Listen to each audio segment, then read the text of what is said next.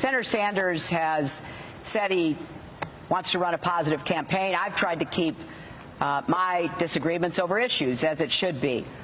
But time and time again, by innuendo, by insinuation, there is this attack that he is putting forth, which really comes down to, you know, anybody who ever took donations or speaking fees from any interest group has to be bought.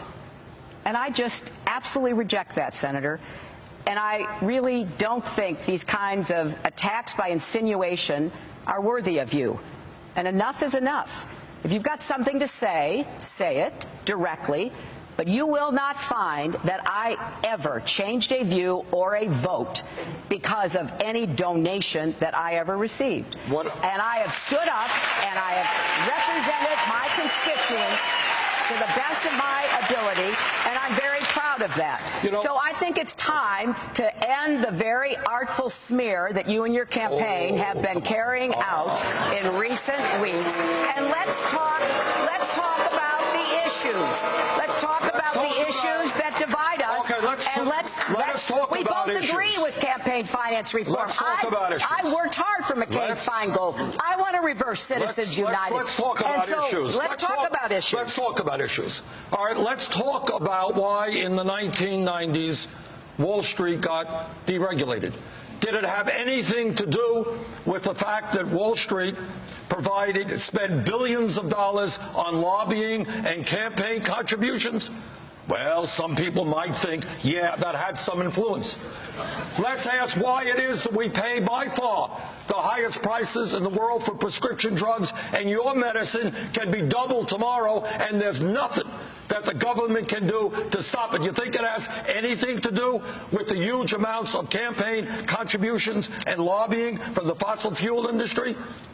Let's talk about climate change.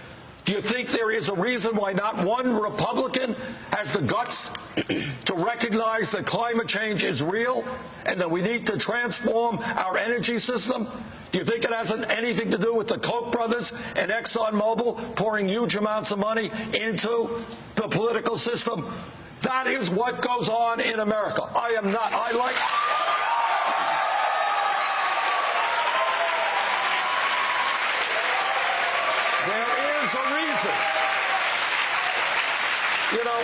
There is a reason why these people are putting huge amounts of money into our political system.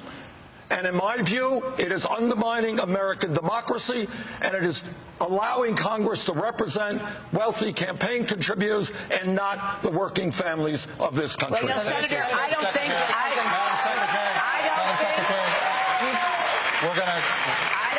you can find any person in political life today who has been subjected to more attacks and had more money spent against her by special interests, among whom you have named a few, than I. And I'm proud of that. You know, when I took on the drug companies and the insurance companies for universal health care coverage, they went after me with a vengeance. Today, you've got hedge fund billionaires aligned with Karl Rove running ads against me to try to get Democrats to vote for you. I know this game. I'm going to stop this game. But while we're talking about votes, you're the one who voted to deregulate swaps and derivatives in 2000, which contributed to the over-leveraging of Lehman Brothers, which was one of the culprits that brought down the economy. So I don't know. I'm not impugning your motive because you voted to deregulate swaps and derivatives. People make mistakes, and I'm certainly not saying you did it for any kind of financial advantage. What we've got to do as Democrats, is to be united to actually solve these problems. And what I believe is that I have a better track record and a better opportunity to actually get that job done. That's what this election should be about. 30 seconds, and then we're going to move on.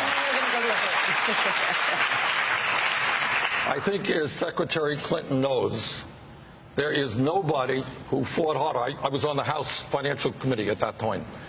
I heard the arguments coming from Democrats and Republicans, Robert Rubin, Alan Greenspan, about how great an idea it would be if we did away with Glass-Steagall and if we allowed investor banks and commercial banks and big insurance companies to merge.